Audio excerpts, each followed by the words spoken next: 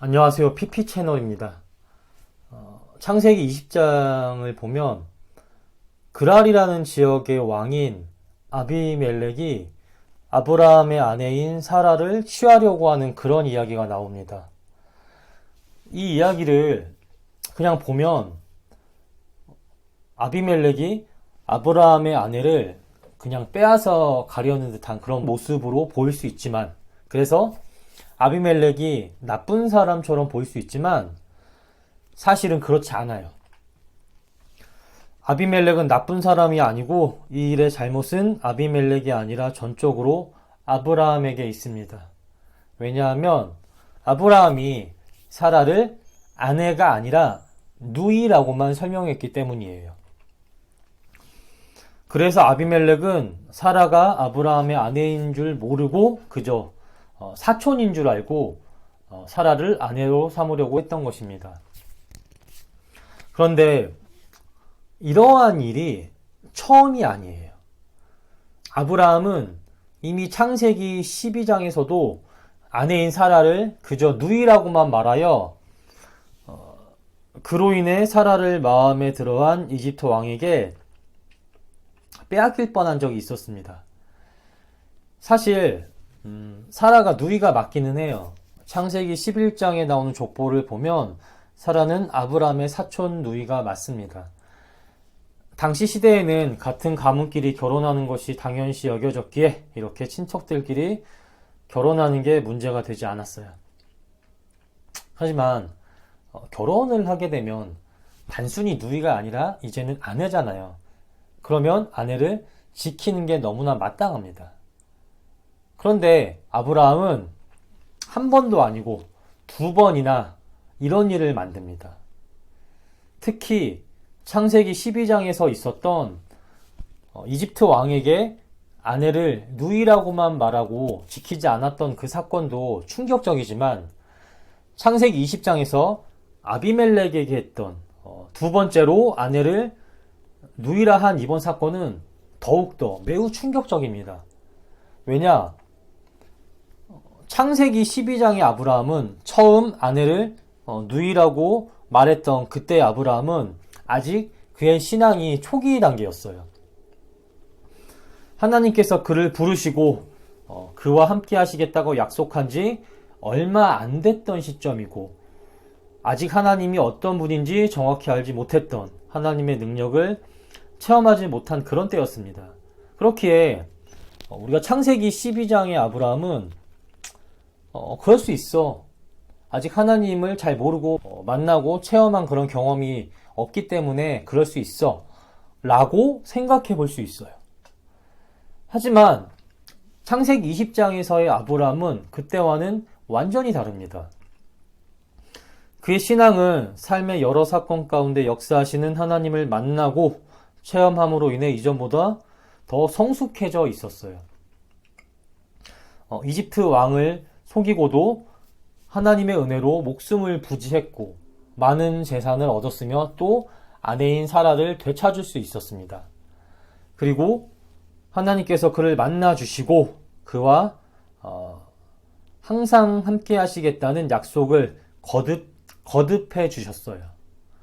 또 소돔과 고모라에 대한 심판 계획을 하나님께서 아브라함에게 알려주셨고 이에 소돔과 고모라를 위해 기도를 했던 인물이 바로 아브라함입니다. 이렇게 아브라함은 하나님의 능력을 거듭 체험했고 하나님의 은혜를 거듭 약속받았어요.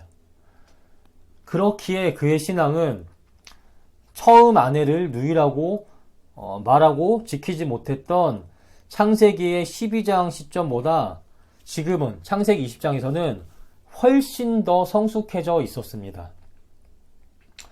그런데 어이없게도 해서는 안 되는 일을 아내를 누이라 속이고 지키지 못하는 그런 잘못된 행위를 또 하고 만 거예요. 왜 그랬을까요? 왜 아브라함은 이런 잘못된 행동을 또 저질렀을까요? 네, 그 이유는 인간적인 생각이 너무 앞서서 하나님을 잊어버렸기 때문입니다.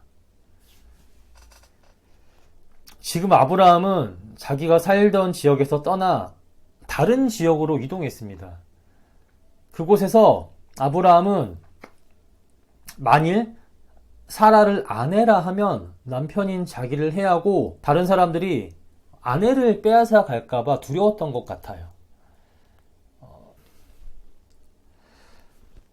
이거는 내용과는 약간, 내용의 주제와는 약간 다르지만 창세기 12장에서도 그렇고 여기서도 그렇고 아브라함이 자꾸 자기를 해하고 다른 사람들이 아내를 빼앗아 갈까봐 걱정하는 걸 보면 사라가 당시에 정말로 사람들이 보기에 아름다웠던 것 같습니다.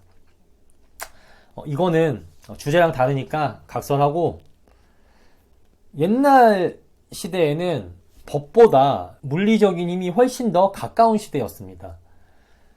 그렇기에 좋은 것을 얻기 위해서, 사라를 빼앗기 위해 다른 지역에서 온 이방인인 자기를 해할 수도 있다고 아브라함이 생각을 했던 것 같아요.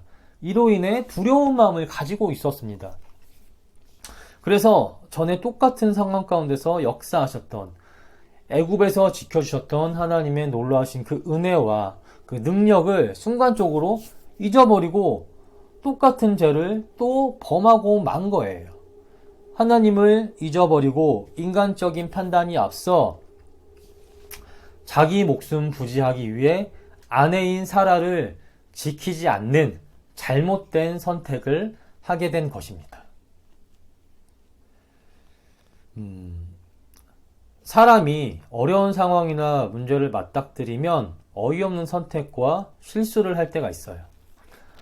감당하기 어렵고 또 버거운 그런 문제들은 우리를 두렵게 하고 또 당황스럽게도 하고 정신없게 만들어 제대로 된 판단을, 이성적인 판단을 하지 못하게 만듭니다. 이럴 때 정신 차리지 못하면 거의 10중 8구 잘못된 선택을 하게 돼요. 지금 닥친 이 문제를 해결하는 데에만 몰두하게 되면, 너무 당황하거나 두려워하게 되면 어떻게 해서든지 죄라도 지어서 이 문제를 해결하고자 하는 마음이 내 안에서 강하게 일어납니다. 이런 마음이 점점 더 너무나 강해지면 이제 평소에는 절대 하지 않았을 그런 잘못된 생각과 행동을 하게 되는 거예요. 하지만 그런 생각과 행동을 통해 해결하려고 하면 좋지 않은 결과를 가져옵니다. 해결을 못하기도 하고 또 그 문제를 해결할 수도 있지만, 그런 방법으로, 잘못된 방법으로, 하지만 하나님의 뜻을 어기는 또 다른 잘못된 문제를 낳게 됩니다. 지금 아브라함의 상황이 딱 그래요. 심히 두려운 나머지 자기 목숨 부지하기 위해 아내를 지키지 않았습니다. 하나님의 사람이라면 절대 하지 말았어야 할 행동을, 다시는 절대로 하면 안 되는 실수를, 평상시 같으면 절대로 하지 않았을 행동을 다시 또 한 겁니다. 그가 왜 이런 행동을 또 했을까요? 네, 하나님을 잊어버린 거예요. 문제보다 훨씬 크신 하나님이고 언제나 나와 항상 함께 계시며 지켜주시는데 그걸 잊어버린 겁니다.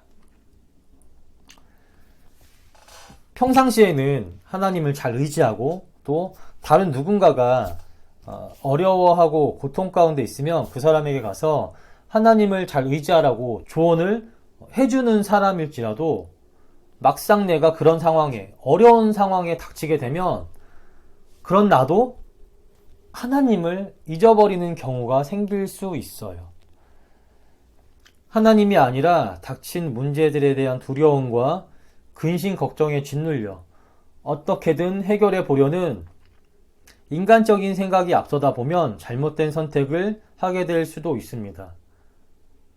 신앙생활의 연수가 오래되신 분들이라도, 또 누가 봐도 신앙이 좋다고 여겨지는 그런 성도님들, 더 나아가 사역자들도 마찬가지예요.